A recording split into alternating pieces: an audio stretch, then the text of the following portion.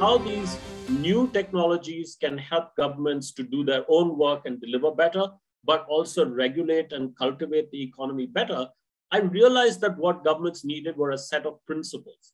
And that brought me to these 5 principles that you mentioned. So first, being really responsive to citizens, starting with citizens' needs, their problems, their context, and then working backwards to figure out how you could do more and better with less for them. So that's the responsiveness thing.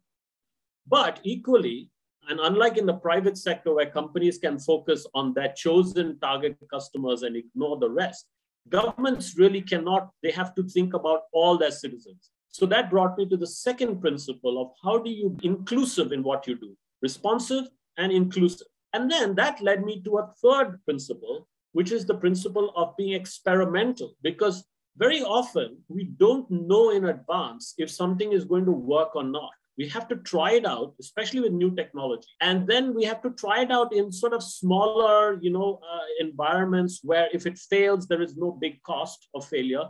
If it succeeds, we can then scale it to the whole country, for instance. So that was the 3 principles of being responsive, being inclusive, and being experimental.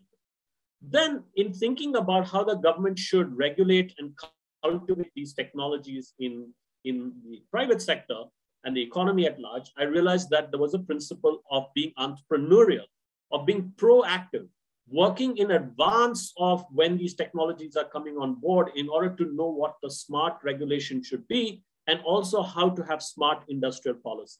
And then I had my 5th principle that you mentioned, which was how to be innovative overall. So in addition to these 4 principles, my final principle, which is almost like an overarching principle, is how can governments learn how to create a culture of innovation so that they don't just do it once or twice, but they do it routinely over and over again over a long period of time.